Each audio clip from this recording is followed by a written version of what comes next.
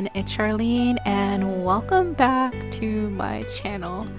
Today we're going to be doing a how to reparent ourselves video using trauma-informed care approach. In this video we're going to get straight into it because we have a lengthy video. So if you guys don't know what trauma-informed care approach is an evidence-based practice used for individuals who have been experienced trauma. So there's actually 5, but I'm giving you 6 key core principles to this. There's safety, there's choice, collaboration, trustworthiness, empowerment, and the bonus one, peer support. The main goal of trauma-informed care approach is to avoid re-traumatizing the person. We are trying to avoid our triggers so that we don't feel re-traumatized by events that might happen to us in our lives. I'm going to be showing you how I do all of this so that you are able to heal as well in your journey. One of the most important key factors of trauma-informed care is to not focus on what is wrong with you. Instead, focus on what has happened to you. So this is my how to reparent myself video. So we're gonna go back in time, kind of like Austin Powers here, and we're gonna go back to 2022 when my father had passed away.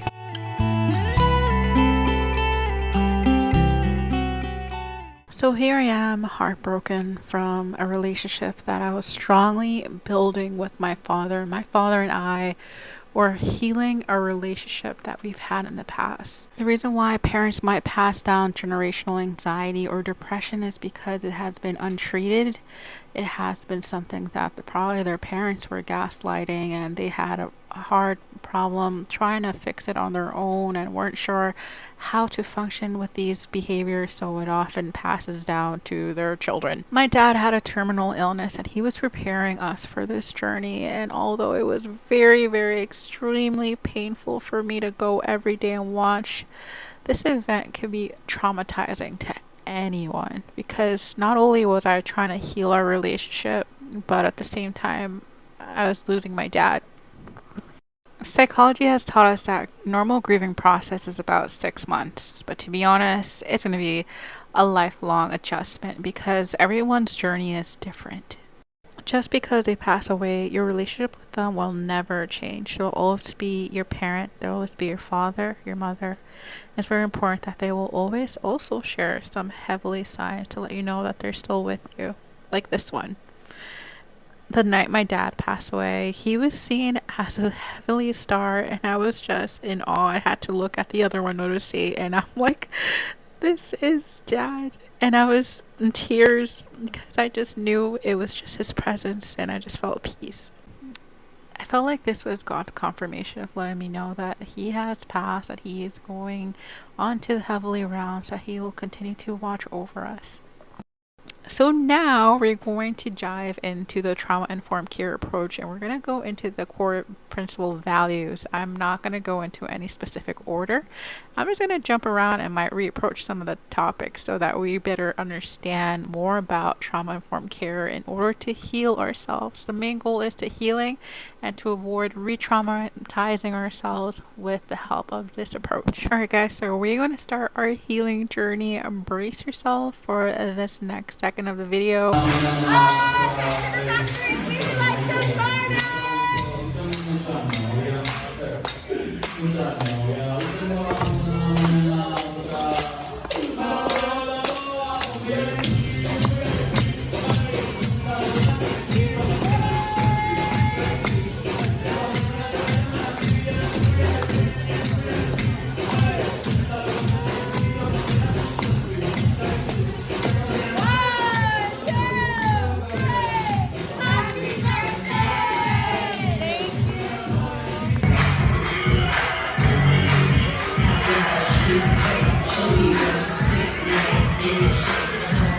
The first key value here of trauma-informed care is choice.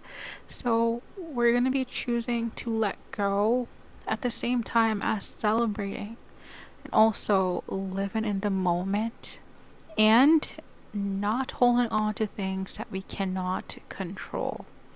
All of the things and choices as well. You probably see a lot of yourself changing, as I had to change some of my appearances, like giving myself bangs. I really kind of had an identity crisis of not exactly knowing who I was, and this is something that you might experience after a loss. But there's things that I was looking forward to, like graduating and preparing for graduation. And I was afraid to fly, but I just felt like I had to do it. I told my dad I was going to fly, go to Florida for my graduation, and we set off to our journey, and it was just very exciting. The next trauma-informed care approach is trustworthiness and or transparency. So this is where you're really building your circle of people you trust, especially after a traumatic event. You want to be able to surround yourself with trustworthy individuals that will continue to support you through your transition of life. Now, this is a part I have a very difficult time with, and is setting boundaries in this transparency, trustworthiness stage of your trauma informed care, because it's very important to set boundaries. Know your limit exactly. Where is your burnt out? What triggers you? What exactly are you feeling? What exactly is your safe space, so that you're able to have a therapeutic environment for yourself? If you are like myself, who have struggled with this part of trauma and are people pleasing, feel guilty, are hope helpless, no worries. There is a cure for this, and it's just a matter of fact of time. As you continue to heal yourself on this journey, you will continue to evolve and be able to break those barriers and set those boundaries with individuals that no longer serve you in your life. Just like this candle, you will find happiness and inner peace. So next up we have safety. Now this is where you are going to be in for some deep inner healing. This is where deep inner healing happens, because it is very important to have safety. This one's going to be a little bit of a lengthy one, because safety is so important. The way you feel inside and out, very important to be self-aware of how you feel and how you perceive the world, so that you're able to feel safe and create your safe space. Now, this is what trauma does to you. At the age of 17, I left home just because I wanted to create a safe space and not knowing exactly where to start. And luckily, when I was 25, I found a relationship that really held me together, where I'm able to build myself up. Said yes. So this is what safety looks like: emotional and physical security, being able to have a stable place as well, being able to create your safe space. And this is a process of where we're going to be moving. And we honestly, we were packing our bags, not even know exactly where or what our house was going to look like. We just knew it was going to be time to move at this point in our lives. So much. Buying a house is an emotional roller coaster. No one was prepared to tell me exactly what I was going to go through, because we have been going through offers after offer, and we finally found the one. It's exhausting. There is a spiritual aspect of safety within this trauma-informed care, and it's very important to be self-aware of this, because whatever your faith or beliefs are, my spirituality, my beliefs in God, Jesus, Holy Spirit had led me on this journey, and I would not be the person I am today if it wasn't for the Trinity. Buying a house could be exciting yet frustrating, and I was just asking God, please lead us to the house that we need to be in, so that we're able to feel safe, and He led me here. You will come to a point in your life where you are finally starting your healing and involving yourself. This is where healing starts, when you are now in a new space where you're able to heal, you're able to create a safe space of safety and have people and be around other emotional supporting people that are going to help you on your healing journey. Now, environment is a very important part in creating your safe space. This is where trauma informed care approach is very important to apply when you're feeling quote unquote triggered by people, places, or things that are causing you anxiety or depression. Your home is a reflection of yourself. The way you decorate, the way you organize, the way you keep your atmosphere, and how you are welcoming, warm, and inviting. You want to have that atmosphere of warm, inviting energy into your house so that you continue to feel like blessings are flowing in. Peace is sitting in your home, the one that you purchase, the one that you work for. People made it possible so that we could have peace.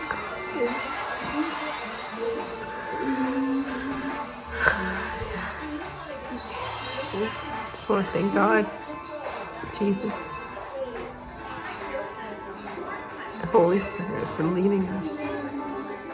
Sometimes the road feels bumpy. I'm not sure where we're going, but we're going.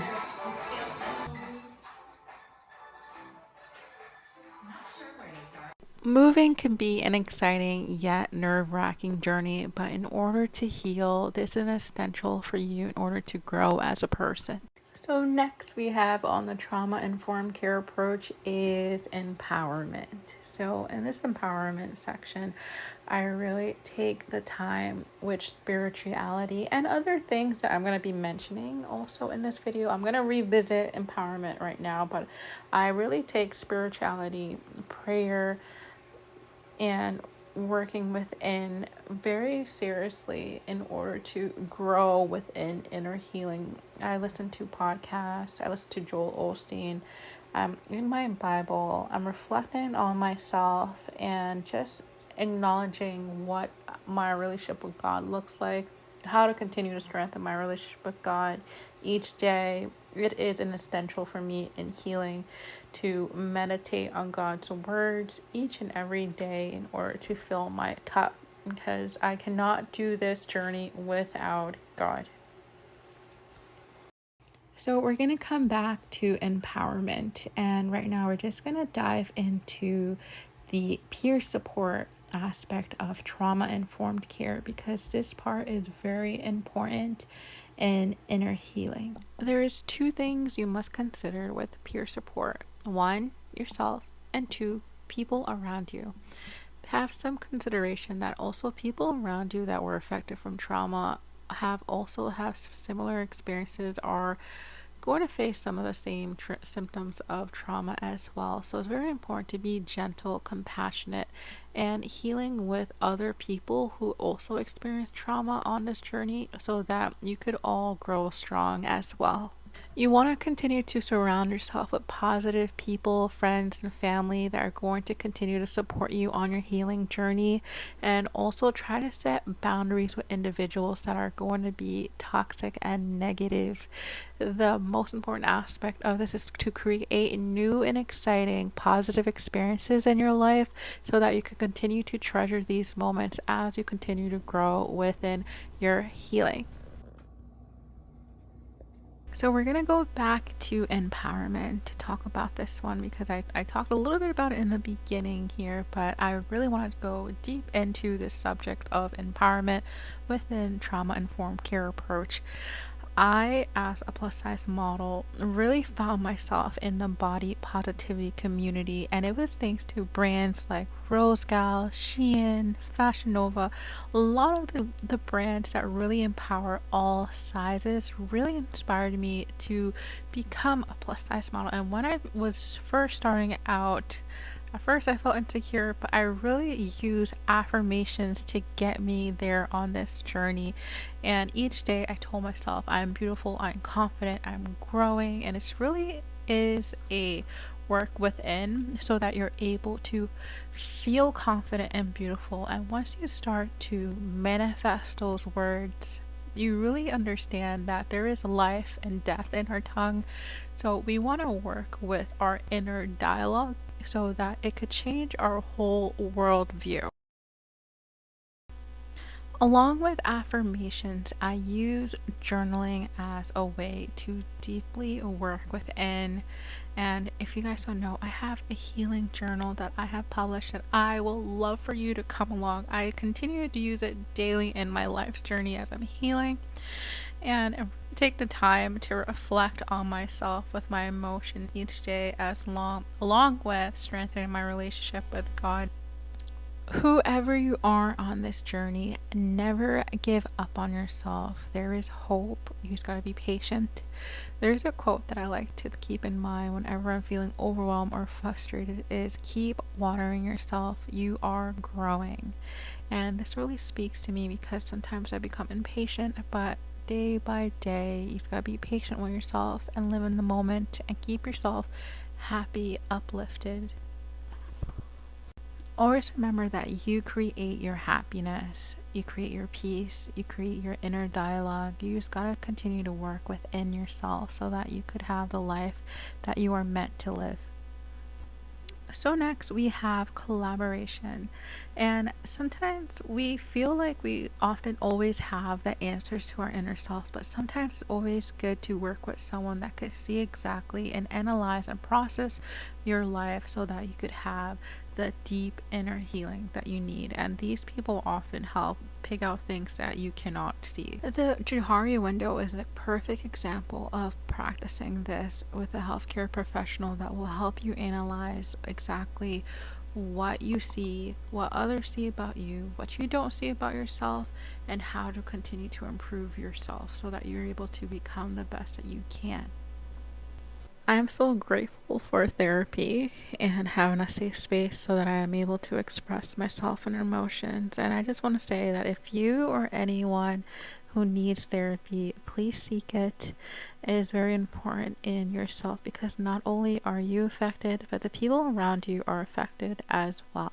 And lastly, we cannot change the past, but you could create the future. It is very important to continue to move forward and allow yourself to move and be blessed and create positive experiences in your life so that you continue to be a blessing to those who need you. Don't let your trauma, don't let the past dictate how you're going to live your future.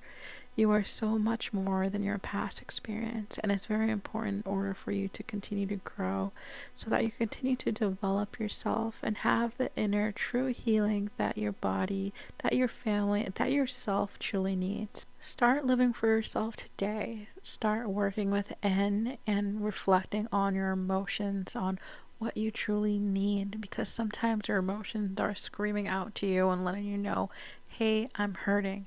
And it's very important for you to sit with your emotions and reflect on yourself to heal your inner child, because that inner child has been wounded and it's time to reparent yourself. When you've come to your new surroundings, you want to know your new surroundings. You want to explore, you want to be able to get to know your neighbors, you want to get to know your new community, and this is what helps build that safety and security for yourself so that you could feel the reassurance and need as you're healing from your trauma on the outside. With that being said, I hope that you guys enjoy this video.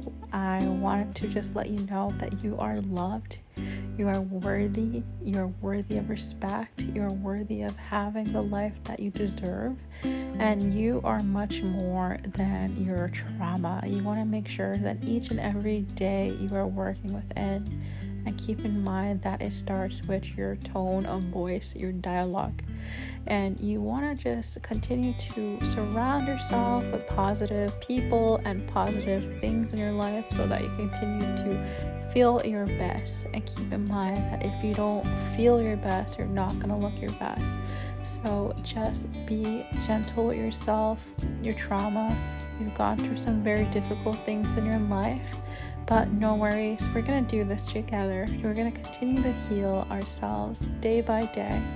And guys, I want you to make sure to subscribe to this channel so we're continuing this healing journey. Spread the love, share this with someone who is also having difficulties with themselves with trauma, and also wanting to reparent themselves due to trauma. And I love you guys. Stay safe, and I'll see you in my next video. Love you.